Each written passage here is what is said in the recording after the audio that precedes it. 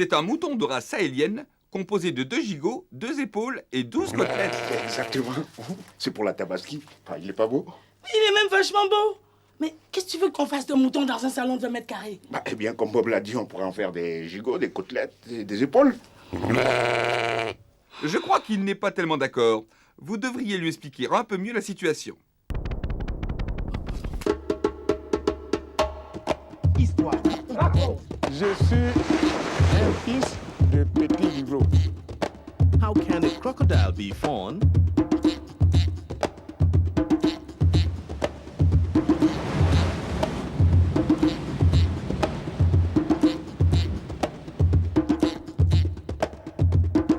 Tu verras un baobab gris.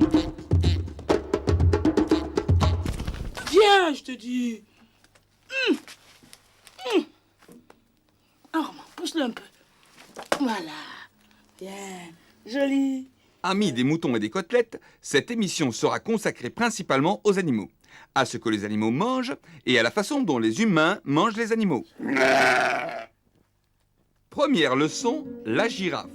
C'est l'un des animaux les plus élégants et les plus remarquables de la création. Ses mensurations exceptionnelles et la souplesse de sa démarche en font le top modèle de la savane. La girafe a un avantage sur les autres animaux sauvages. Elle ne mange pas la même chose que les hommes et les hommes ne la mangent pas. De quoi la mettre à l'abri des chasseurs. Nous rejoindrons ensuite les côtes du Ghana où la pêche industrielle menace les stocks de poissons. Dernière étape au Togo où pour éviter le surpâturage, on pense sérieusement à produire du fourrage pour nourrir les troupeaux. Enfin, dans la dernière partie de cette émission, nous retrouverons le sage Baba Oulou, parti en Europe à la découverte de la mystérieuse maladie de la vache folle. Mais tout de suite, rendez-vous avec les merveilleuses girafes. Bob, je croyais que c'était toi le top modèle de la savane. Mais qu'est-ce que tu veux dire, Armand? Tu insinues que je n'ai pas autant de grâce que la girafe? Oh, t'as un peu moins de grâce et un peu plus de graisse. Et dis Juliette, t'as déjà vu un top modèle plus large que haut? Oh, tu exagères. Non, ne vous excusez pas. Je suis tout à fait d'accord. À côté de la girafe, j'ai l'air d'un affreux nain, ventru et trapu. Mais ça ne m'empêche pas d'avoir un certain succès avec cette délicieuse créature. Oh, espèce de frimeur, c'est faux. On n'a jamais vu un top modèle fricoter avec un vilain tas de bois dans ton genre. C'est pourtant parfaitement vrai. Et tu es jaloux, parce que ce n'est pas à toi que ça arriverait. Que ça arriverait quoi? Se faire brouter les bourgeons par un top modèle.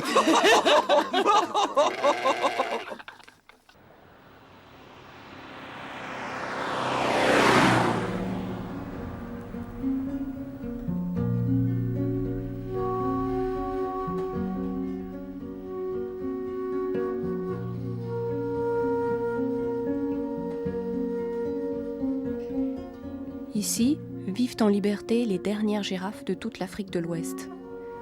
Une soixantaine, accrochées au domaine de la brousse tigrée, à une centaine de kilomètres au sud de Niamey.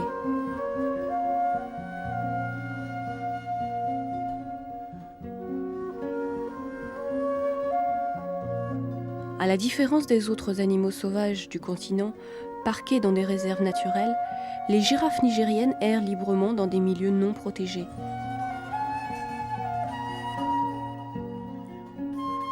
Les ganguillots, chameaux de la brousse, comme les appellent les Armas, vivent paisiblement au contact des populations.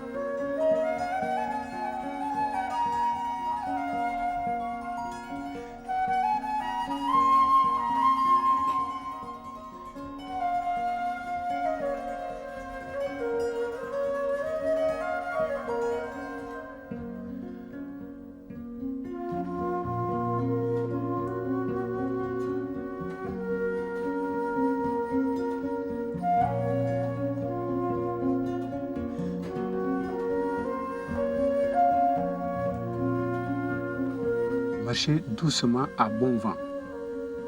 Évitez toujours de ne pas les faire vous sentir. Comme ça, cette odeur là-bas les faire fuir.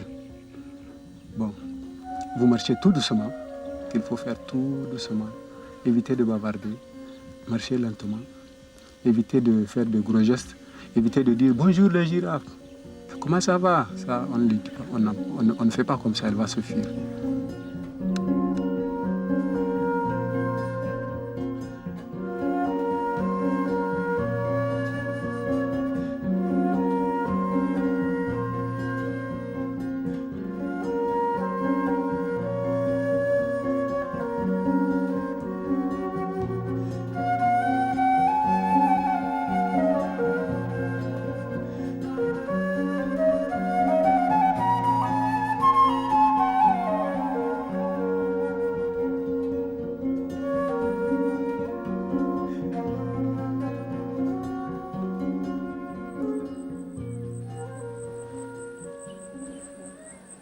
La girafe, c'est pas un destructeur.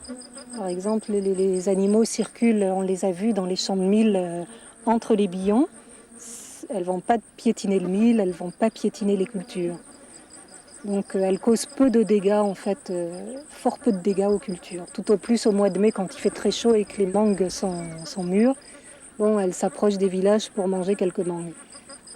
Ce qui met très en colère les villageois d'ailleurs. Mais enfin, ça reste quand même très faible les dégâts qu'elles font par rapport à ce qu'elles peuvent apporter au niveau de l'environnement. Les girafes ici ne portent pas préjudice à l'environnement. D'une part parce qu'elles sont peu nombreuses, il y en a actuellement à peu près 70, et d'autre part parce qu'elles mangent à une hauteur différente des autres animaux, des animaux domestiques. Une girafe, ça mange entre 3 mètres et 4 mètres 50. Aucun animal domestique ne mange à ces hauteurs. Mais en plus, elles peuvent être utiles. Elles peuvent, par exemple, vraisemblablement favoriser la pollinisation. C'est-à-dire qu'une girafe qui mange dans un arbre en fleurs, comme on a vu tout à l'heure, et qui comme ça reste, qui bouge beaucoup au milieu de cet arbre pendant une dizaine de minutes, elle va récupérer du pollen sur son corps, et il est probable également qu'elle fasse un grand déplacement après et qu'elle facilite la dissémination de cette espèce dans des espaces où l'espèce végétale n'existe pas. En plus de ça, les graines de certains arbres ne peuvent germer que si elles ont été prédigérées dans l'estomac d'un ruminant, et notamment dans l'estomac des girafes.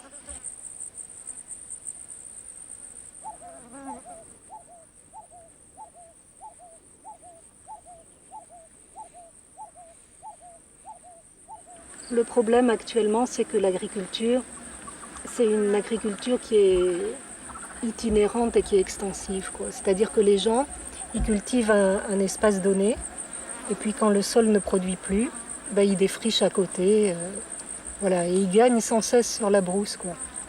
C'est très difficile en fait de modifier des comportements humains qui sont là, en réponse à un milieu qui est difficile. La seconde chose, mais qui est conjointe en fait, c'est de limiter le déboisement. Le déboisement, en fait, il est moins du ressort des villageois ici que des commerçants de Niamey qui viennent déboiser pour approvisionner en bois Niamey. Si la brousse était exploitée uniquement par les villageois d'ici, en fait, je pense que le problème du déboisement ne se poserait même pas.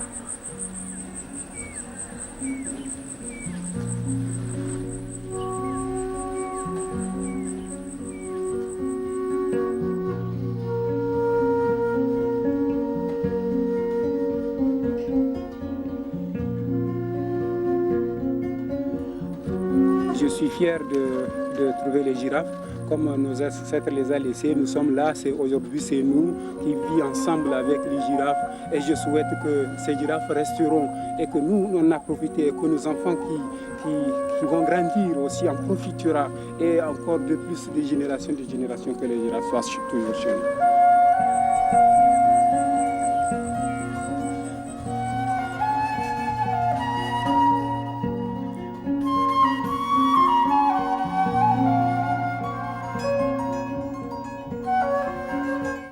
T'as vu?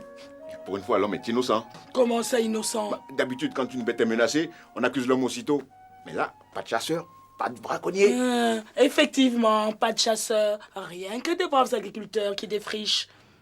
Et de braves charbonniers qui coupent le bois. Et les feux de brousse, Armand? Qui est-ce qui les allume, les feux de brousse? C'est sûrement les baobabs, ou même les girafes.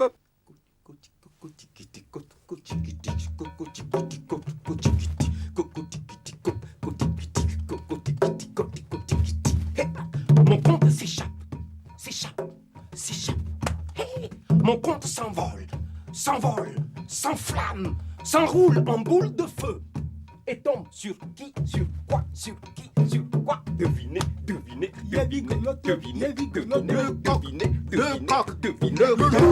Non. Devinez.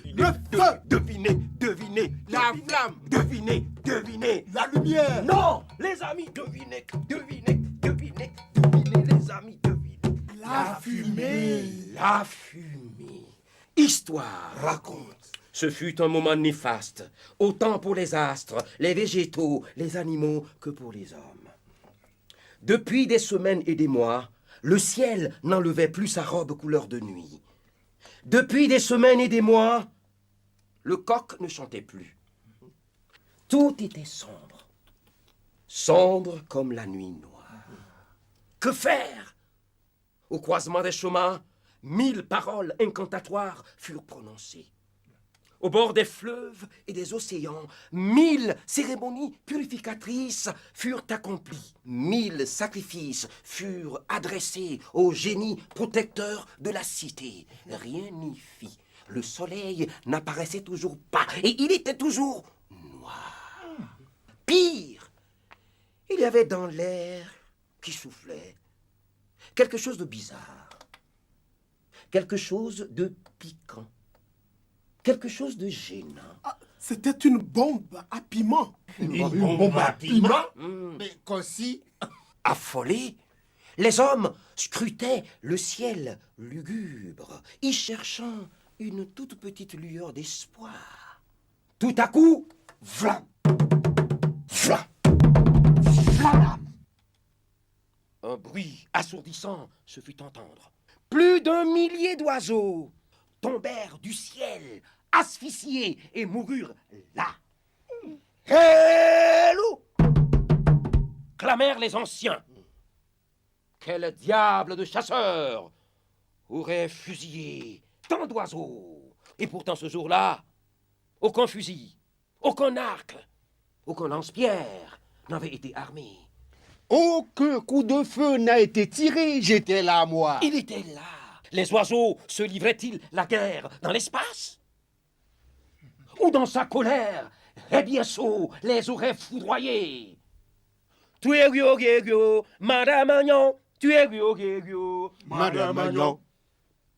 Tu es Gyo, Madame Magnon, tu es Gyo, Madame Magnon, tu es Gyo, Madame Magnon, tu es Gyo, Madame Magnon, tu es Gyo, Madame Magnon, tu es Gyo, Madame Magnon, tu es Gyo, Madame Magnon, tu es Gyo, Madame Magnon. O Kitina Kitielo, Madame Magnon. Akotava Nyayelo, Madame Magnon. Tu es Gyo, Madame Magnon, tu es Gyo, Madame Magnon. Tu es Gyo, Madame Magnon, tu es Gyo, Madame Magnon.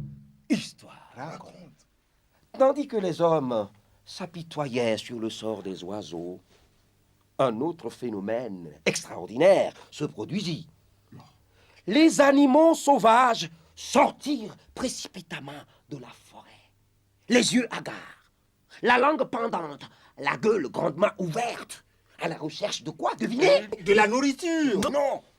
De l'eau. Non. De l'air. De l'air, du vent, du souffle. Et la plupart de ces animaux moururent sur la place publique. Hello! Clamèrent les anciens. Histoire. Raconte.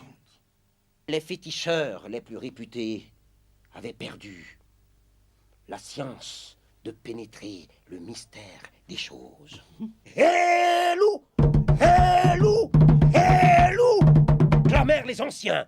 La malédiction était à son comble. Que faire? Que faire? L'on se souvint alors d'un être extraordinaire, d'un être que l'on comptait parmi les voyants les plus réputés de ce temps-là. Il était le plus intelligent et le plus malin de tous. Tu étais là? C'était la tortue. Non. J'étais là, moi. C'était Yévi Golotoé l'araignée. Yévi Golotoé l'araignée. On supplia Yévi Golotoé l'araignée de révéler l'origine du mal dont le monde était victime. D'un geste magistral, Yévi Golotoé l'araignée prit son miroir magique, le consulta et déclara: Je vois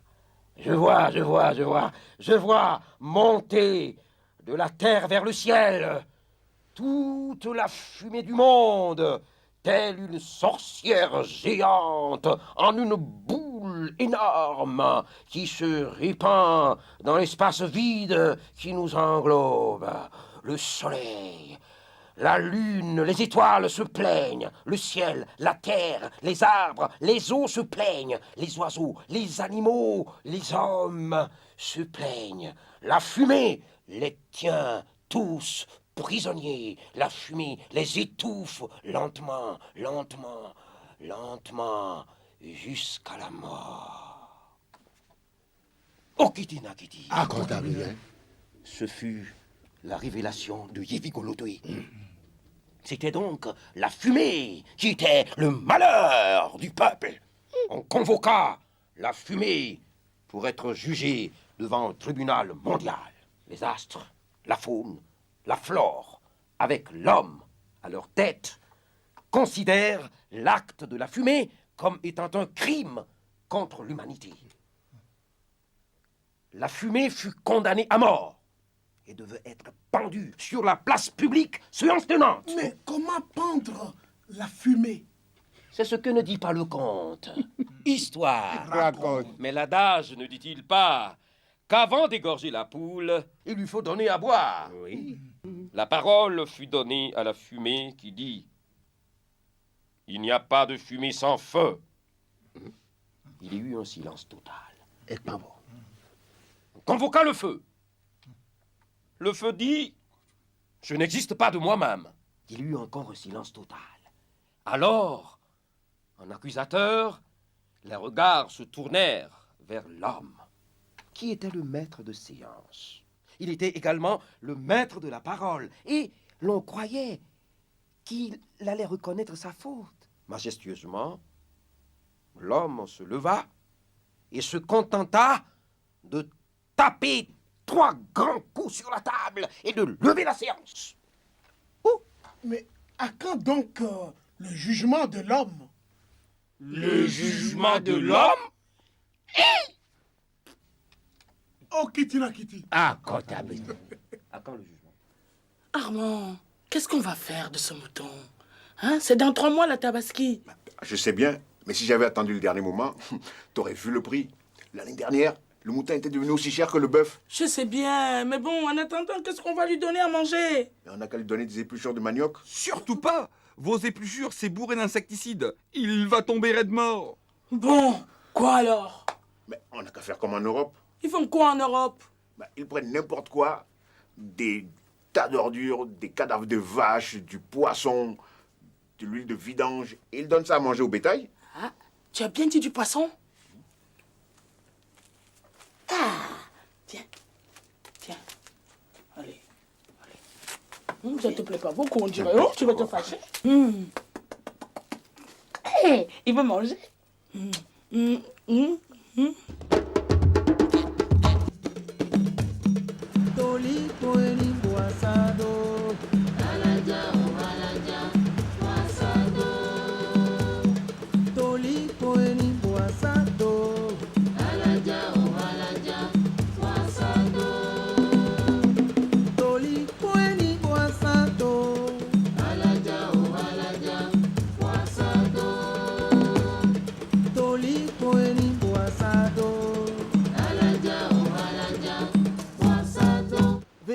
L'océan Atlantique. Nous sommes au village d'Ahombro sur la côte ouest du Ghana. Ici, des centaines de villageois dépendent entièrement de l'océan Atlantique pour leur subsistance. La pêche est pratiquement la seule source de revenus.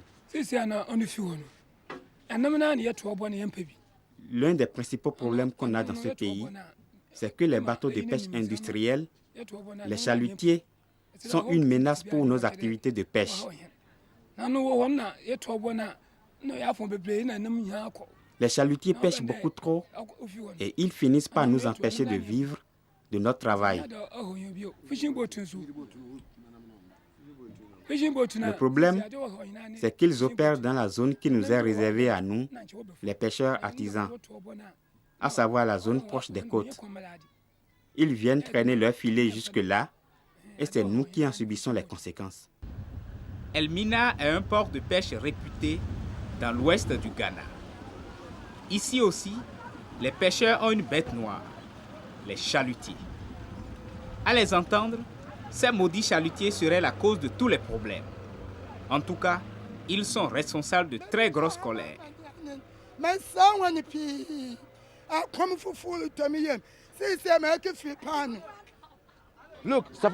Regardez-moi ça. Ce machin-là, c'est du mauvais poisson qu'on ne gardait même pas avant. On rejetait ça à la mer.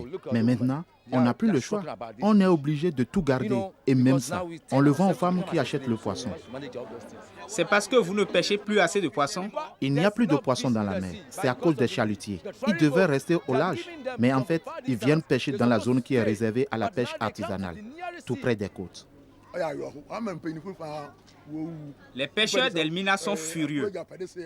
Pour eux, à cause des chalutiers, il est devenu plus difficile d'attraper du poisson.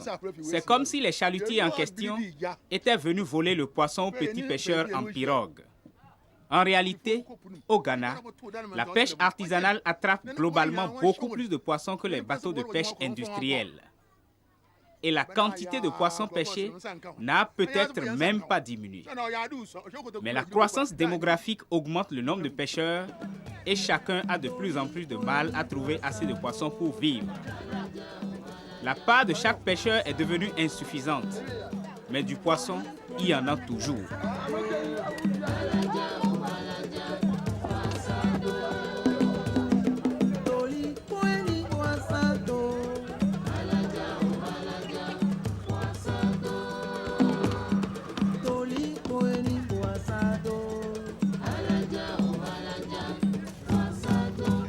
Et comment ça s'appelle, ce poisson? C'est un espadon. Ce n'est pas un requin? C'est pas un requin, c'est un espadon. C'est un dauphin? C'est un espadon. Si l'on ne voit pas pleurer les poissons qui sont dans l'eau profonde, c'est que jamais quand ils sont polissons, leur maman ne les gronde. Quand ils s'oublient à faire pipi au lit, ou bien sur leurs chaussettes, ou à cracher comme des papolis, elles restent muettes. La maman des poissons, elle est bien gentille. Freddy Blay, vice-président de l'Assemblée nationale, est un homme de la côte et il connaît bien les problèmes de la pêche. La raréfaction des produits de la pêche, c'est un problème qui n'est pas limité à ce district seulement. En fait, ça touche toute la côte ouest du pays. Je pense que c'est un problème sérieux qu'il faut prendre en compte au niveau national. Mais il ne s'agit pas seulement de montrer du doigt la pêche industrielle et les chalutiers, parce qu'eux aussi se plaignent de la diminution des stocks de poissons. Ils reviennent de plus en plus souvent avec des prises minimes.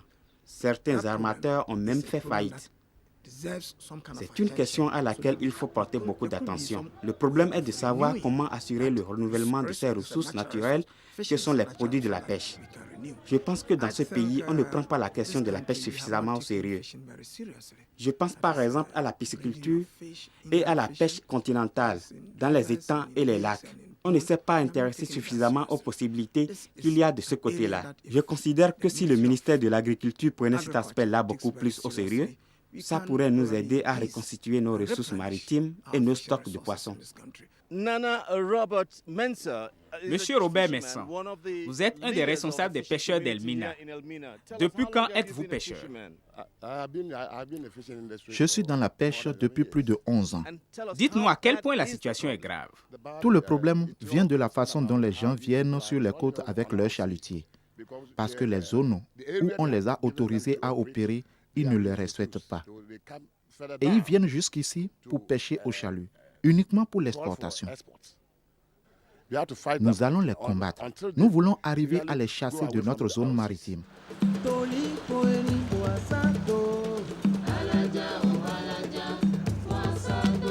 Ce que demandent les artisans pêcheurs, c'est qu'on limite d'abord l'exploitation industrielle. L'activité des chalutiers a l'avantage de rapporter de l'argent à l'État ghanéen, mais elle procure beaucoup moins d'emplois que la pêche artisanale. 300 000 personnes vivent des activités de pêche tout au long de la côte ghanéenne. Selon ce que nous avons vu, ces pêcheurs sont à bout de patience. Certains sont carrément sur le sentier de la guerre et pour eux, Le gouvernement doit maintenant agir vite et très fermement contre les ennemis, les chalutiers. Je vous signale à tout hasard que le mouton est un herbivore. N'empêche, il a mangé le poisson. Moi, j'en connais qui ont mangé du mouton et qui sont devenus complètement folles. Attends, Armand, manger du mouton, il paraît que ça rend fou. En tout cas, le jour où on a fait manger du mouton malade à des vaches anglaises, ça les a rendus complètement dingues. C'est toi qui es complètement fou, tu racontes n'importe quoi. Non, c'est vrai ce qu'il dit. Ça s'est passé comme ça en Europe. Il y a une maladie du mouton qu'on appelle la tremblante. Et un jour, un petit malin a fait manger du mouton crevé à des vaches. Et ça a donné un nouveau truc qui ressemble à la tremblante. Et on a appelé ce truc la maladie de la vache. Moralité, il ne faut pas faire manger n'importe quoi aux animaux. Il vaut mieux une alimentation naturelle, comme par exemple l'herbe pour les moutons, ou bien... Ou bien quoi? Ou bien les petits bourgeons de baobab pour les girafes.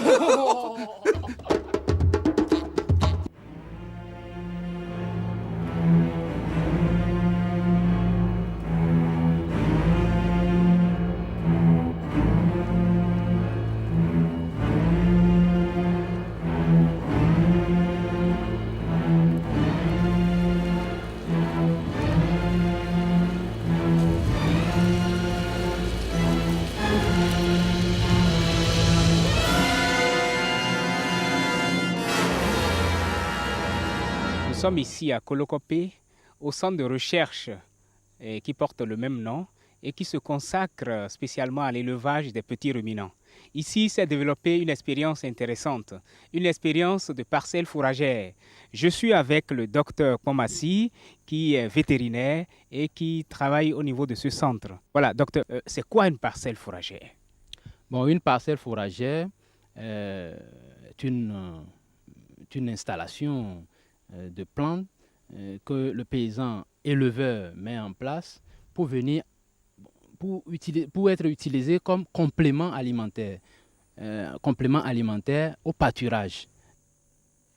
Nous essayons de produire des semences de ces différentes variétés, de ces différentes essences fourragères que nous envoyons à nos collègues les vulgarisateurs qui donnent ces semences-là aux paysans et qui aident les paysans à les mettre en place et à les exploiter pour l'alimentation de leurs animaux. Les plantes fourragères en question sont destinées à nourrir les animaux, mais en plus, elles vont contribuer au reboisement. Car il s'agit d'arbres. Et lorsqu'ils auront atteint une taille suffisante, on pourra couper périodiquement leurs feuilles pour les donner au bétail. L'espèce fourragère la plus appréciée des paysans est le leucéna, un arbre de la famille des légumineuses qui présente un avantage supplémentaire. Il enrichit le sol en azote et contribue ainsi à fertiliser les champs sur lesquels on le plante. Certains paysans togolais ont surnommé le leucéna l'arbre engrais, à cause de sa richesse en azote. Or, l'azote est synonyme de fertilisant pour le sol, mais c'est aussi un élément qui entre dans la composition des protéines. Et les protéines, ce sont les engrais dont les animaux ont besoin pour se développer. Combien ça coûte? Quel est l'intérêt d'utiliser ceci par rapport aux graines de coton pour un éleveur comme vous? Bon, donc si vous avez suffisamment le leucéna, au lieu que chaque fois vous allez acheter pour venir nourrir vos bêtes et les graines de coton, vous coupez ceci pour donner aux moutons. Est-ce que ça joue un rôle, par exemple, sur la reproduction? Est-ce que ça a un effet? Oui, j'ai suffisamment largement fait l'expérience ici. Cette utilisation du leucéna pendant la gestation continue bien. On a de gros petits à la naissance.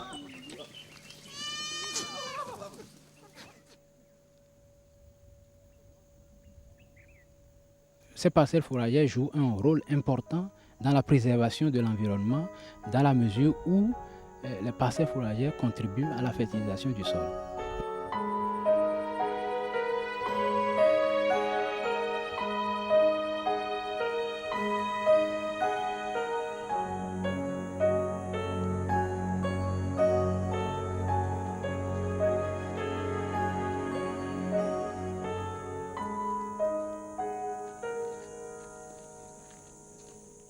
C'est sérieux ton histoire de moutons tremblants et de vaches folles? C'est très sérieux. Après ça, en Belgique, ils ont fait manger de l'huile de vidange à des poulets. Oh. Et maintenant, on se retrouve avec des croupillons de volailles farcis de dioxine cancérigène, même ici en Afrique. Sans blague. En tout cas, dans les bourgeons de baobab, il n'y a pas un poil de dioxine. Oh, ça va, hein.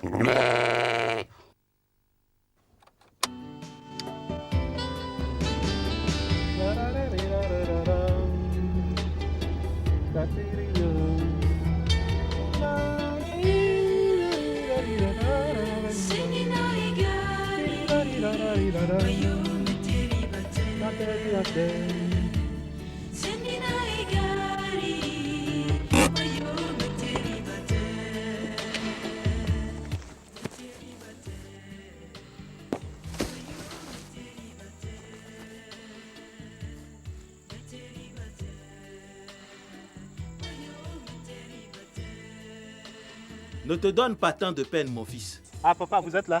Je suis partout où il y a un baobab. Et ce n'est pas sur ma branche qu'il faut compter pour se supprimer la vie.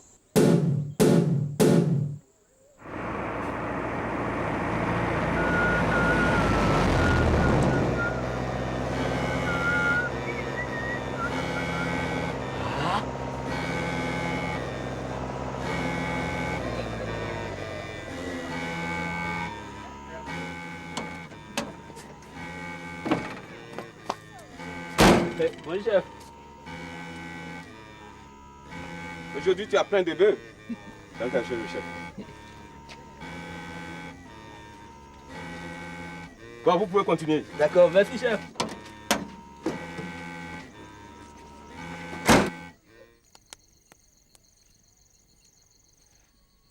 Fayadougou, la terre qui m'a vu naître et grandir est juste à côté.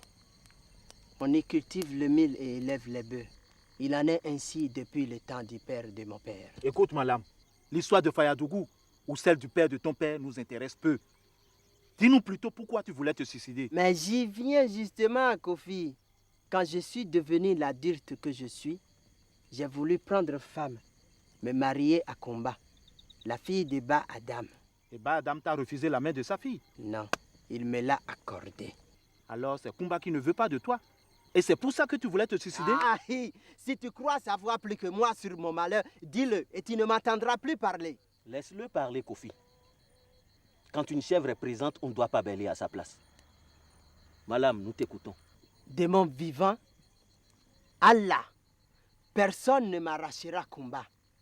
Son père m'a déjà donné les 2 noix de cola, symbole de son acceptation. Et quelques jours plus tard, j'ai activement rassemblé mon troupeau pour le grand voyage vers Sambani, la grande ville couchée là-bas, près de la mer. Et pourquoi voulais-tu entreprendre ce grand voyage? Ah, il me fallait vendre mes bœufs et avoir assez d'argent pour payer la dot de Kumba avant la prochaine lune, sans quoi, mon frère, je la perds à jamais. Mais à l'heure du départ,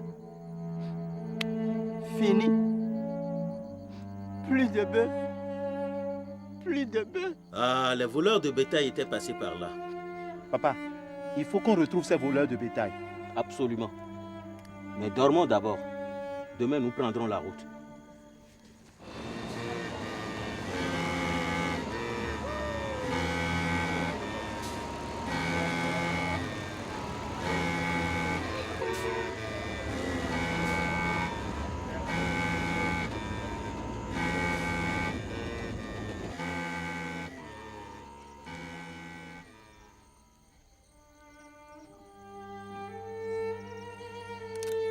On aurait dû partir tout de suite.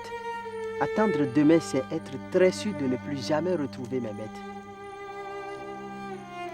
Et puis ton vieux là, à l'entendre parler, on sent qu'il a mis tout son espoir sur ta carcasse de voiture là. Hey, je t'interdis de parler en ces termes de ma bagnole. D'ailleurs, tu ne peux rien attendre. Demain, tu verras sa puissance. 12 chevaux. Ça te dit quelque chose?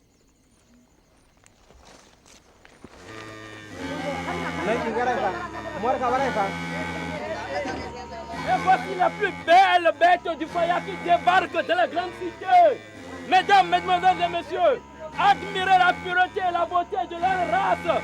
Et je vous mets dans le secret de Dieu Ces admirables bêtes nous demandent qu'à se laisser vendre à moitié prix pour votre bonheur et celui de l'éleveur que je suis. Débarquez-les! Débarquez! Débarquez!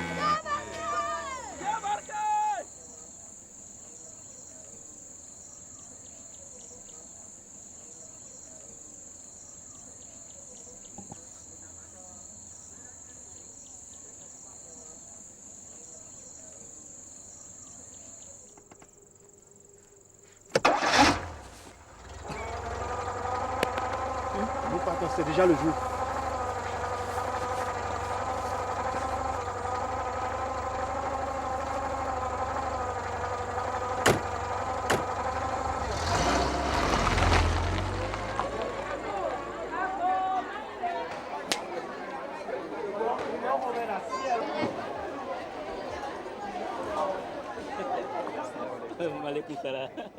C'était à combien le kilo?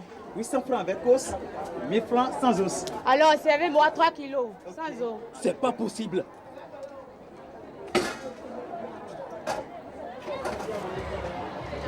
Merci madame, merci. Et il n'y a que cette espèce de viande sur tout le marché. Ça coûte moins cher l'ami. Ça vient du pays des Blancs. C'est la qualité. Les Blancs ont des vaches bien nourries. Tu sais ce qu'ils donnent à leurs vaches? Ils donnent de la viande à leurs vaches. Ah, les Blancs ont les moyens. Quand même, ça coûte moins cher que la carcasse de tes vaches. Alors je ne peux pas vendre mes bêtes? En tout cas pas ici. Tu peux essayer du côté de la lagune. Il y a un certain Touré de la boucherie Nos Bestial. Il paraît que lui s'intéresse encore à la viande locale. Merci beaucoup. Il n'y a pas de quoi.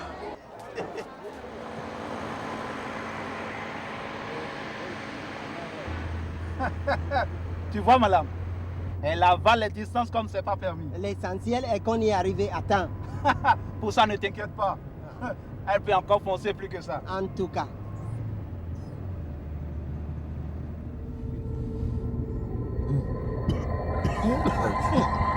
Kofi, qu'est-ce qui se passe? David, descendez vite.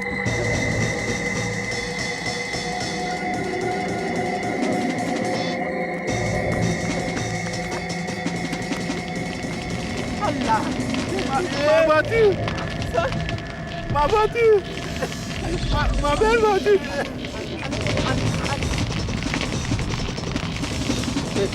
Les amis, puisque le sort veut qu'on continue à pied, ne perdons plus de temps. À pied?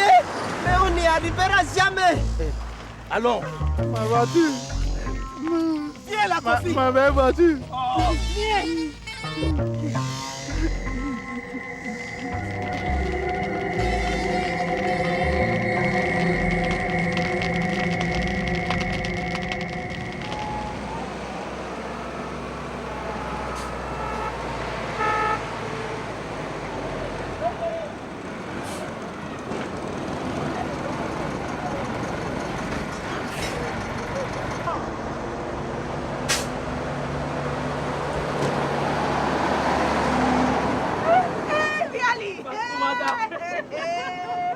J'ai vu la silhouette et je me suis dit que je dois connaître la personne. Comment vas-tu, mon frère? Ça va? C'est les gens de Fayadougou. Ça va. Ah! Ça fait des années. Ça fait vraiment des années. Les gens de Fayadougou vont bien. Ils vont bien au jour d'aujourd'hui. Oh, Dieu merci, Dieu merci. Mais Fatou, c'est Dieu qui t'envoie. Cela fait 3 jours que j'erre dans cette ville avec mon chargement de bœufs. Et personne ne veut les prendre, même pas à la moitié du prix normal. Fatou, toi qui connais si bien les bœufs, regarde, ce n'est pas de la belle espèce. C'est vrai. Mais tu sais, moi je suis maintenant dans l'importation. Il y a plein de viande de bœuf maintenant, ou du moins quelque chose qui lui ressemble, qui nous vient d'Europe. Et puis avec l'histoire de la vache folle, il bazarde tout. On ne peut pas trouver moins cher que ça. Moi maintenant, mon commerce marche très fort. Très fort. Et c'est l'espèce de viande congelée? Tu sais, c'est exactement ça. Et puis les femmes du marché l'appellent viande de morgue. Avec ça, tu ne peux plus vendre tes bœufs. Togolo.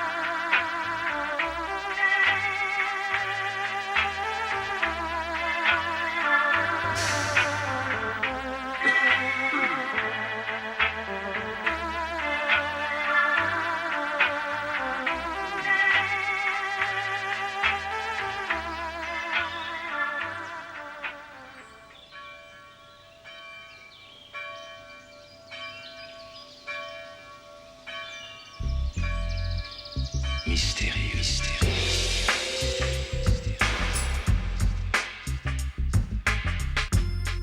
autre monde. Mais ça, c'est des éléphants à côté de nos bêtes d'Afrique. Un monde mystérieux.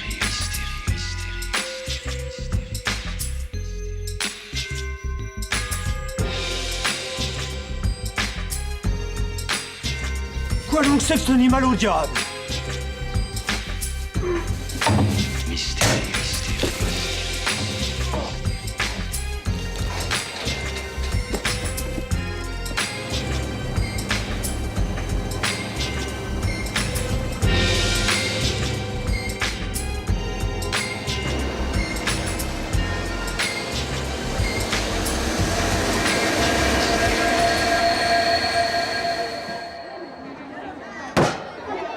Partons. Et bonne qualité. Ah.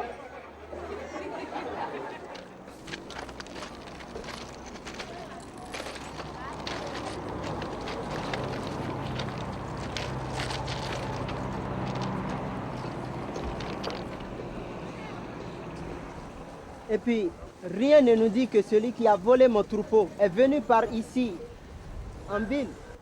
Il est peut-être passé de l'autre côté de la frontière. Ou peut-être se cache-t-il simplement dans les forêts du Nord. Maman, c'est ça, maman, c'est mon troupeau, c'est mon troupeau. Est-ce que ce que tu es en train de Ça, dire? c'est certain, j'ai reconnu ma génisse noire là, elle s'appelle Savembi. Savembi, Warigam, Charigam. Attends.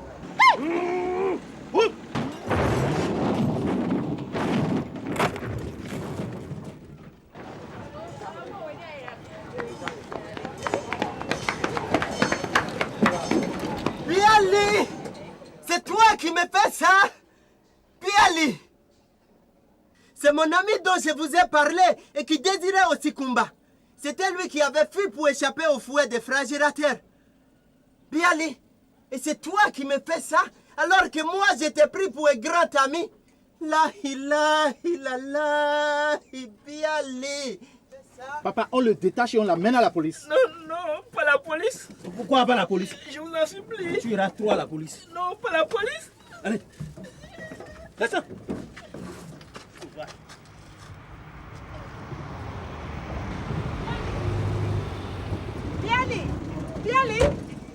Biali, mon frère, comment vas-tu? Bien, ça va? oui. Je te présente Monsieur Wenengare. Monsieur Wenengare est conseiller à la présidence. Il s'occupe des fêtes et des manifestations officielles. Il se propose d'acheter toutes tes bêtes. Ma soeur, oui. Je ne veux plus vendre les bêtes. Mais qu'est-ce que tu racontes, Biali? Fatoumata, c'est quoi? à quel jeu joues-tu avec moi? Mais il m'a dit qu'il voulait vendre. Mais où allez-vous? Tu me parles ici, on ne peut pas se payer ma tête de la sorte. J'ai laissé mes multiples responsabilités pour être ici, c'est pas pour rigoler. Mais où allez-vous? Tu parles avec moi plutôt. J'étais au bureau, tu me dis viens, il y a les bœufs, je viens, me dis qu'on ne peut pas vendre. Ça signifie quoi? Vous vous foutez de qui? Je laisse mes responsabilités pour rien, vous croyez? Nous allons leur vendre les bêtes, mais pas plus de 5. Il nous faut tirer profit de l'espèce de viande débarquée d'Europe qui, en raison de son prix très bas, a fait fuir tous les éleveurs de cette ville depuis des mois. Aujourd'hui que tu as la chance d'être le seul éleveur présent, à un moment où le besoin de la viande locale se fait sentir, tu as tout intérêt à vendre peu de bêtes, mais pour beaucoup d'argent. Je suis tout à fait d'accord, papa. Biali, quant à toi, pour que madame ne te conduise pas à la police, tu vas le ramener, lui et ses bêtes, jusqu'à Fayadougou. Entendu, papa. Je te demande pardon, madame. C'est la jalousie qui m'a aveuglé. Mais je sais aujourd'hui qu'aucune manigance humaine ne peut séparer ce que Dieu a uni. Je t'en supplie. Soyons toujours frères. Non, madame, tu n'as pas de dents à garder contre lui. Tu sais, sans Biali, tu n'aurais pas pu vendre une seule de tes bêtes ici en ville. Embrassez-vous.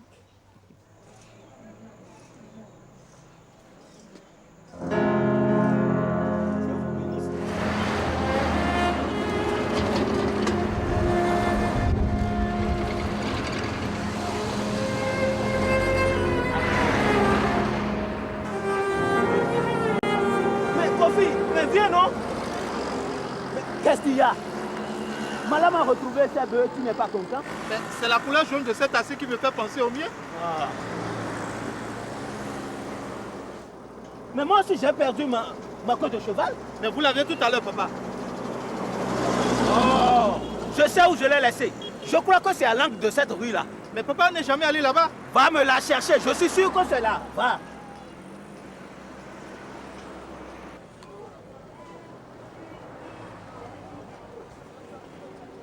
Ma voiture! Ma belle bagnole!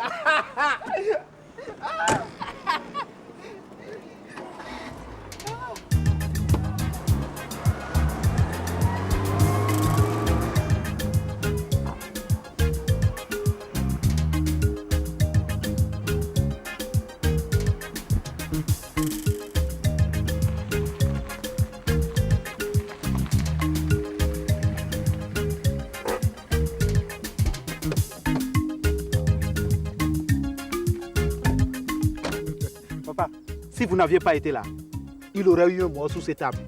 Il faut être vraiment fou pour se pendre à cause d'une femme. J'en ai vu d'autres qui pleuraient pour une voiture.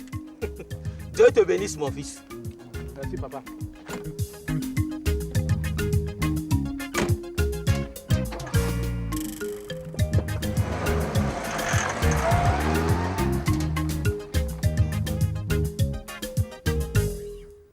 Dis, Armand, je pense à quelque chose. Quoi donc?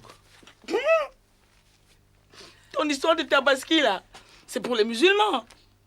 Et alors? Ben nous, on n'est pas musulmans. Mais c'est vrai ça. Donc on n'est pas obligé de le manger?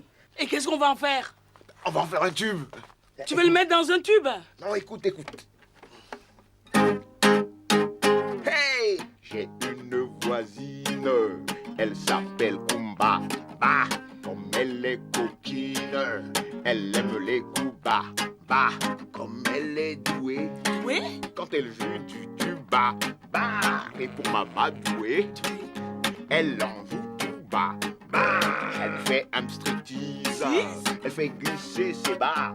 Bah, oh là, elle m'attise. Je crois que je vais aller bas. Bah, batifoler. Et j'en reste baba. Bah, batifoler. Et j'en reste baba. Bah, batifoler. Et j'en reste baba. Et tu crois que tu vas faire un tube avec ça? Ben oui, pourquoi pas.